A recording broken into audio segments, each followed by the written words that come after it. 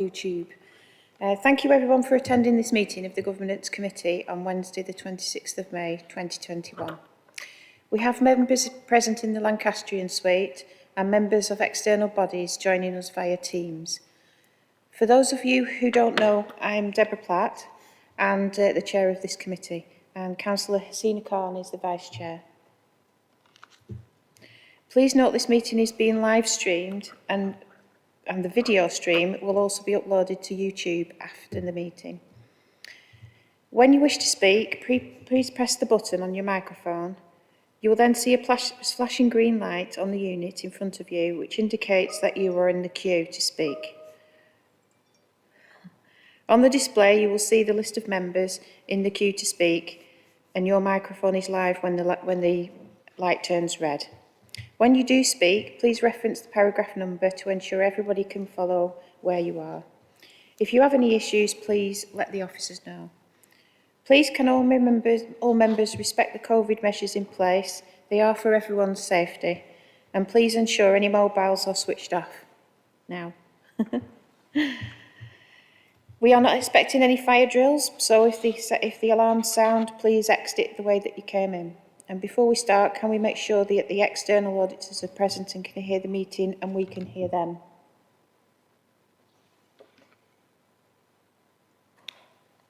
We're on.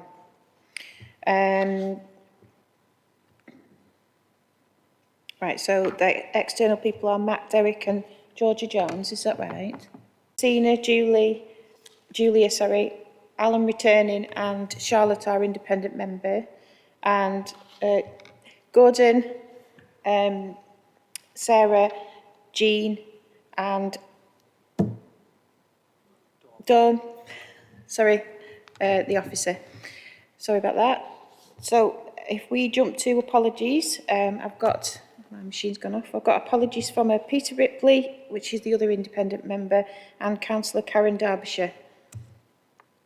Just have to log back in.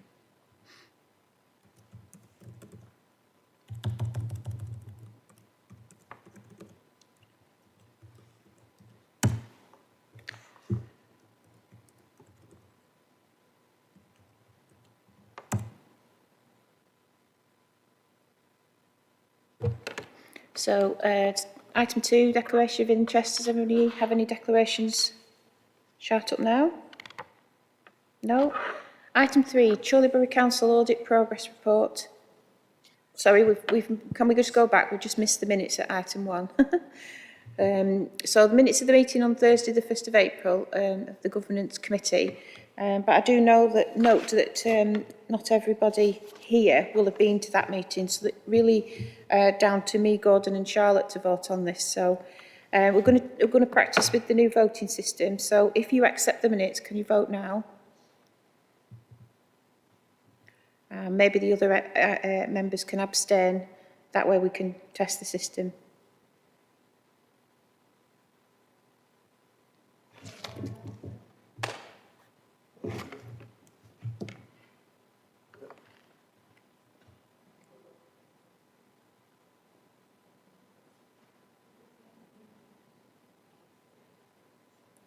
It's good that we have teething problems because at least we can sort them out for next time. Okay, so that's how it would display when we have a council meeting in the future. Thanks for that. So back to declarations of interest. I think we skimmed over that one because nobody raised their hand. Yep. So item 3, Chorley Borough Council Audit Progress Report, May 2021. And to receive and consider the report of the external auditor of Grant Thornton. Who do we have online for that item? I'll take it, Chair, if you can hear me. It's Georgia Jones. Hello. Hello. I can hear you, we can all hear you well, but we can't see you yet. I'm not sure if we're going to see you, so carry on. So I will put my camera on. I was hesitating because of the technology can play up sometimes. So hello. Hello. Hi. Hello, Chair. Good afternoon, everybody. Really pleased to be here. So just to introduce myself, my name is Georgia Jones. I am taking over as the engagement lead for the council for the external audit from 2021 onwards. My colleague Matt Derrick is also on the call, and Matt will be the manager for the audit, again from 2021 onwards. So I'll just briefly go through the progress update report that we've submitted for your consideration. So really just started on agenda page 10, which just sets out kind of progress for 2021 as at the current time, just really kind of setting out an outline in terms of kind of the timetable for the financial statements audit, and also a summary around the value for money work that we will be doing in 2021. I'm not sure how much has previously kind of been communicated to you around the value for money work, but just very briefly, there is a new code of audit practice which the National Audit Office brought into force for the 2021 audit year. And that means that our approach has changed slightly in that we will do a much kind of deeper review of some of the areas of the council, not just focusing on the finances, but also on governance and how the council delivers economy, efficiency and effectiveness in the resources that they use. And we'll be reporting on that in more detail later in the year. The following page just gives a summary of some other areas that you'll be aware that we audit, such as the housing benefit claim, and just kind of a summary around the meetings that we have and the events that we hold. Just in terms of audit fees for 2021, that just sets out the kind of expectation and the background around those fees. We'll bring that detailed fee breakdown and analysis to you in our audit plan, which we'll bring to the next meeting.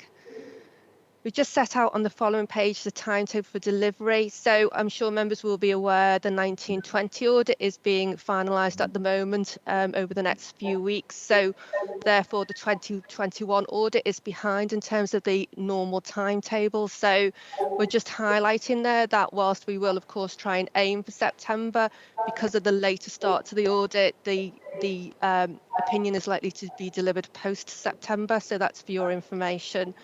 And we will, of course, keep you updated on the progress around the 2021 audit as that goes on through the year. The remainder of the report is just really a sector update, which just gives various kind of reports and articles that you may be interested in and for your information. So I wasn't planning to go through that in any detail, but happy to take any questions on our report. Thank you, Georgia. Members, does anybody have any questions for Georgia or external audit in particular? Please use your buttons if you have a question. No? Lovely. Thank you, Georgia. Thank you. So if we move on to item 4, which is the review of compliance with SIPFA Financial Management Code, and Director of Finance is going to take this one. So, Louise, is that well done? Press your button already. Off you go. Okay. Good afternoon, everybody. I just want to present the SIPFA Financial Management Code and outline the compliance with that through our self-assessment, which we've undertaken. The code was introduced in April 2020, and years 2020-21 has been a shadow year for operation, and it will become fully implemented for year 2021-22. The code has been driven in response really to the difficult financial circumstances that a lot of councils have found themselves in over the past few years, and concerns about financial management and weaknesses at some councils. For example, the difficulties that Northamptonshire Council found themselves in. The code is here to support good practice and to assist councils in demonstrating financial sustainability.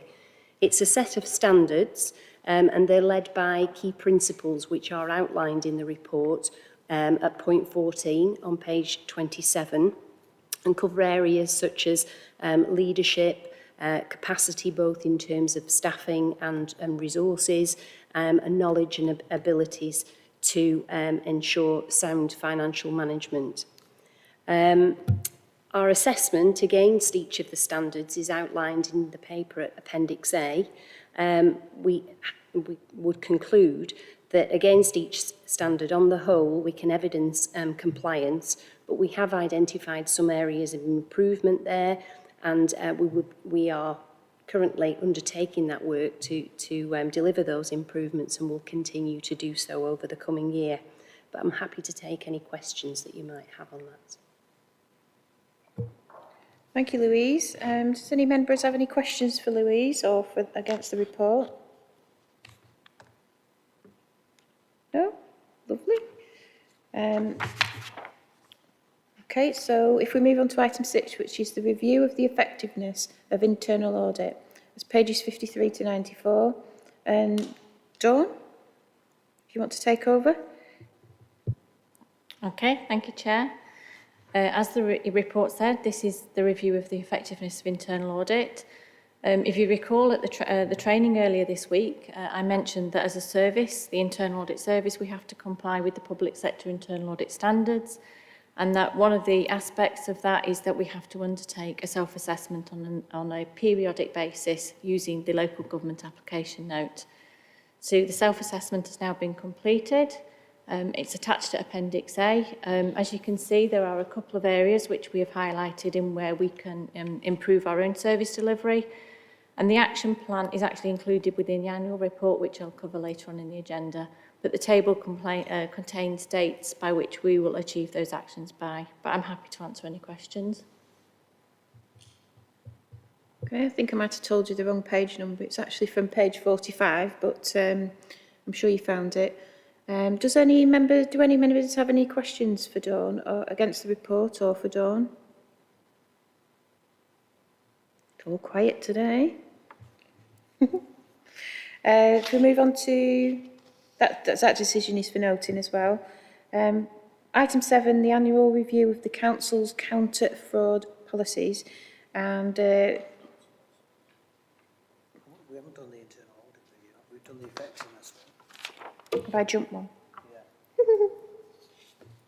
Okay, we'll go back to item 5. Is it? Yeah. Item 5, internal audit report. This is page 45 to 52. That's why I gave you the wrong page number before. So I'll put Louise on that one. So back over to Dawn. No. Yep. So this is the annual report. Yeah. Sorry. Am I on? Yes. So, sorry about that. Thank you, Chair. Yeah, this is our annual report for 2021 for the Internal Audit Service and is presented to meet the requirements of the public sector internal audit standards, which I've just referred to. There are 4 main aspects to this report, and each of those is that, 1, we have to declare our organisational independence to this committee. We provide a summary of the work completed over the course of the year. We provide an opinion from the Head of Audit on control, risk management and governance, and we report on our quality assurance and improvement programme. So as members are aware, this has not been a normal year for either the Council or the Internal Audit Service, and members have been informed of this over the course of the year. So in terms of declaring our organisational independence, this is something we're able to do and is included at paragraph 5 of your report. So the report then continues to expand on the situation with internal audit and the impact that COVID has had on the service and the ability it's had to deliver routine reviews. However, we've provided details of the work we have been able to complete alongside any assurance we're able to report. We then also expand upon the implementation of agreed management actions, and details of these are contained at paragraph 9 of your report. This is actually quite pleasing because over the past year we've not had a systematic procedure in place for the follow-up of agreed management actions, but despite this we've obtained an implementation rate of 64%. Whilst I agree it's a bit below the baseline the target that we agreed, we now have a baseline for which we can work with. So as a result of the lack of ability to undertake the volume of work we would normally complete in a year, I've had to reflect this in the Head of Audit annual opinion, and I am only able to offer an opinion on risk management and the governance arrangements. So the lack of opinion on the control environment is not to be viewed as a negative for the authority. It is purely based upon the ability to adequately test and provide assurance or otherwise as we would normally do. However, whilst I am unable to provide a formal opinion, I can provide some assurance to the Committee on the Control Environment, and this is listed at paragraph 15. In addition to that, we've, over the past few days, received our data matches back from the NFI, and this relates to the data provided for the support grants, business support grants that we paid out very early on in the pandemic. And the data that's come back is highlighted that there are very few matches for us to investigate. And even though they've come back as matches for us to investigate, it does not mean necessarily that it's related to a fraud. It just means that that particular application warrants further investigation. Finally, if I can turn to our quality improvement and assurance programme, as I mentioned in the previous report, we have identified a couple of areas where we need to take action to improve our own service delivery, and those actions will be taken over the course of the year. But I'm happy to take any questions. Thanks, Dawn. Members, does anybody have any questions for Dawn or against the report? Well, this item is for approving, so if I can... Oh, hang on. We've got Gordon France first. Yes, thank you, Chair. There's just 2 points. I think number 2 on page 55, the definition of internal auditing says partial. I assume that obviously our attempts are to get that to conform,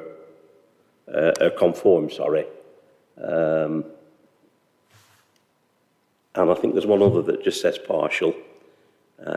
Just give me a second while I find it. Oh yeah, it's the demonstrates quality and continuous improvement. Just sort of asking why those are partial. I'm sure there's a reason. Can I just jump in? Because I jumped items, we're taking them in the wrong order. So if we can stick with number 5 first. All right. Your 2 items, I think, are on 6, are they? Yeah. So if we could just jump to Sarah, and then we will go back to those, Gordon. Thanks very much. Right. Thanks, Chair. Mine is actually on agenda item page 6, so would you like me to come back to my question after we're finished on 5? Yeah. That would be great. Yeah. I've mixed it up enough. It's if we ask questions in the wrong boxes, then it's going to be even madder. So if I could ask members to go to a vote. Are we using the voting system on this one, please? So you'll get your voting system in front of you. If you could take a vote on this item. This is item 5.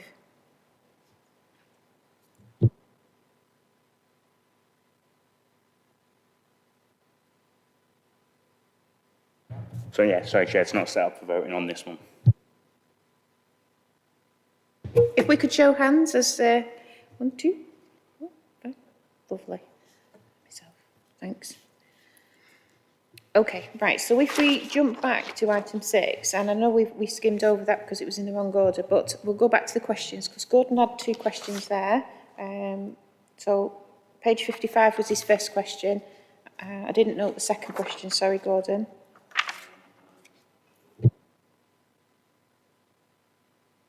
Six, to be honest. It just demonstrates quality and continuous improvement. That was classed as partial as well. I just wonder why those 2 were partial while all the rest appear to conform.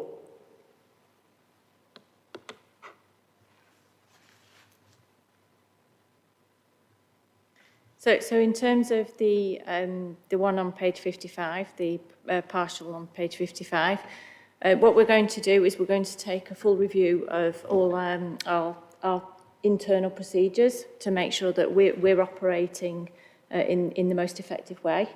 So that's something we want to do. And the audit manual hasn't been reviewed for a couple of years, so that again we want to make sure that that's reflective of our operational arrangements. Similarly with page 56, whilst I said the assessment has to be done periodically, we're intending to produce this document every year so that we can demonstrate compliance on an annual basis. Over to Sarah for her question. Thanks, Chair. It's on agenda page 72 of agenda item 6. It's just on the bit where it says reporting on the quality assurance and improvement programme. Why have we not had a report since June 2018?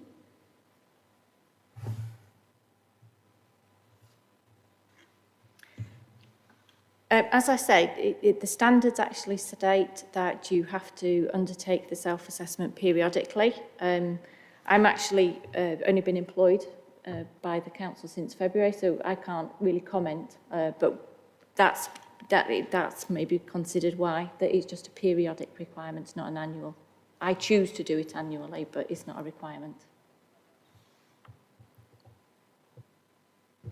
Is that okay, Dawn? Sarah, sorry. Go. Right, so at the end of item 6, and we've asked some questions, is there any more questions on item 6? Okay, so we'll note that report. Yep. Back in order now, item 7, the annual review of the council's counter-fraud policies and the Director of Governance. Back over to Dawn. Yeah, thank you, Chair. So again, the report you have before you is the Council's counter-fraud policies, which have been reviewed and updated. Previously, the Council had separate strategies, one for anti-fraud and corruption and a separate one for bribery. And these have now been combined and updated so that they are aligned with SIPFA's managing the risk of fraud and the local government guidance fighting fraud and corruption locally. We've also updated the fraud response plan to clearly show the roles and responsibilities of officers once a fraud has been reported. And we also have updated the whistleblowing policy, which again is it's an important tool in the council's fight against fraud. The purpose behind these policies is to ensure that anybody, public, officers, members, they all have confidence in that if they have a concern, they can raise it, they know the process to go through, and that know that it clearly states what actions will be taken following a concern has been received. So as the report states, the policies will be uploaded onto both the intranets and the website following this meeting, and we are currently working to compile the mandatory e-learning module for all officers to complete. But happy to take any questions again. Thanks, Dawn. Do any members have any questions for Dawn or against the report? Okay, I think we're noting this one. Yep. So thanks very much, noted. Jumping over to item 8, which is the draft annual governance statement 2020 to 2021. Starting at page 133, Director of Governance again. Yes, thank you, Chair. I'm presenting this report, the Deputy Monitoring Officer. Thanks, Dave. Yes, members, the purpose of this report is to present the draft annual governance statement for 2020 to 2021 for the consideration and approval of Governance Committee. As members will be aware, the Council is required to have a sound system of governance. It needs to demonstrate that it regularly reviews the effectiveness of that system and that it continuously seeks to achieve best value in service delivery. As part of this process, the Council is required to publish an annual governance statement. This statement assesses the governance framework for the whole of the Council and all of its activities. Ultimately, the AGS will need to be signed off by the Chief Executive and the Leader. Prior to that, though, the document needs to be considered by yourselves, hence the report today. You will find the full annual governance statement in the appendix to the report. It is divided up into 5 sections. Section 3, in particular, deals with the governance framework and provides details of actions taken by the Council to enhance the governance arrangements and includes reference to changes occasioned by shared services. Members will also note at Section 4, and you've already heard Dawn refer to this, is that internal audit was unable to give an opinion on the internal control environment for the reasons given. Must emphasise that this should not be seen as being a negative statement only that there's been inadequate testing of it to provide an opinion.